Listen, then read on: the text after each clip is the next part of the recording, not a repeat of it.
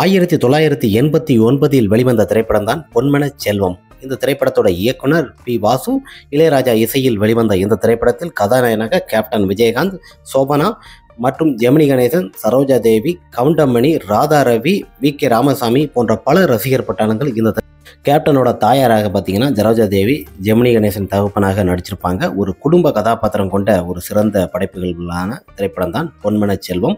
இந்த திரைப்படத்தில் கேப்டன் விஜயகாந்த் அவர்கள் மூத்த அண்ணனாக இருப்பார். ராஜா என்ற கதாபாத்திரத்தில் நடிச்சிருப்பார். அதில் சரோஜா தேவி அவங்க பொறுத்த வரைக்குமே ராஜா மீது அதிக அன்பு பாசம் கொண்டவங்களாக இந்த திரைப்படத்தில் ஜெமினி கணேசன் சரி ஜெரசாமியாகவும் இருப்பாங்க.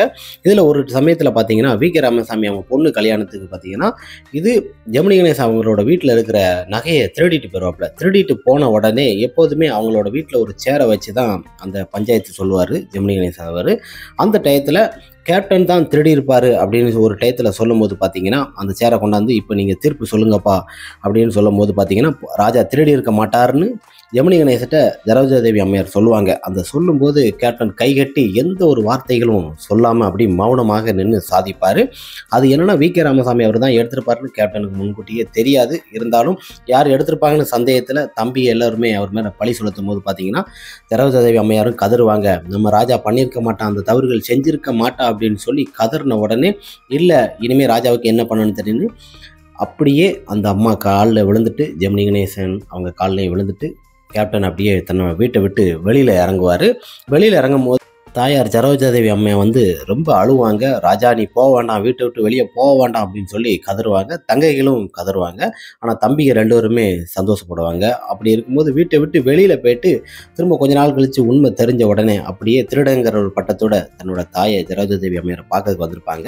அப்போ அவங்க கட்டிலில் தூங்கிட்டு இருப்பாங்க. அந்த சமயத்தில் ஜன்னலுக்கு வெளியில் நின்று அழுதுகிட்டே கேப்டன் அந்த வார்த்தையில் அம்மா அம்மான்னு சொல்லி ஏங்குவார். நான் வந்திருக்கேன் ராஜான்னு. அந்த டயத்தில் காலை தொட்டு வணங்கும் போது நான் தொழில் தொடங்க போறமானோட எழுந்துருவாங்க. எழுந்து பார்த்தாங்கன்னா ராஜா ராஜான்னு சொல்லி அந்த பாசத்தோட சரோஜா தேவி அம்மையார் அந்த கத்துற சீனை பார்த்த உடனே ஜெமினி கணேசன் பார்த்துட்டு வீட்டு வாசப்படியை தாண்டப்பட ஆரம்பிப்பாங்க. அந்த டயத்தில் வீட்டு வாசப்படியை தாண்டி அப்படியே கேப்டனும் பல்ட்டி அடித்து அப்படியே வந்து தன்னோட தாயை கையில் பிடிப்பார். அப்படியே சரோஜா தேவி அம்மையாரோட உயிர் போயிடும், தன்னை விட்டு பிரிஞ்சிடும். பிரிஞ்ச உடனே ராஜா அழுவார், கேப்டனும் ஜெமினி கணேசன் அழுவாங்க. அந்த சீனை பார்க்கும்போது இந்த திரைப்படத்தில் ஒரு வியக்க வைக்கும். சரோஜா தேவி அம்மையாரும் இறந்துட்டாங்க. இந்த திரைப்படம் பல திரையரங்கில் மிகப்பெரிய ஒரு வெற்றி திரைப்படமாக அமைந்தது. திரையரங்கில் 175 நாள் ஓடி பட்டையை கிளப்புற அளவுக்கு சரோஜா தேவி அம்மையார், ஜெமினி கணேசன் மற்றும் கேப்டன் இணைந்து நடித்த ஒரு பிரம்மாண்டமான ஒரு வெற்றி திரைப்படமாக இணைஞ்சு நடிச்சிருக்கிறாங்க. அவங்க நேற்றைய தினத்தில் காலமானாங்க. அந்த சமயத்தில் நமக்கு கேப்டனோட இணைந்து நடித்த 175 நாள் ஓடிய இந்த பொன்மனச் செல்வம் திரைப்படம் தான் ஞாபகம். அந்த அளவுக்கு பிரமாதமாக நடிச்சிருக்கிறாங்க. ரெண்டு பேருமே செட்டிலையும் நல்லா பேசக்கூடிய ஒரு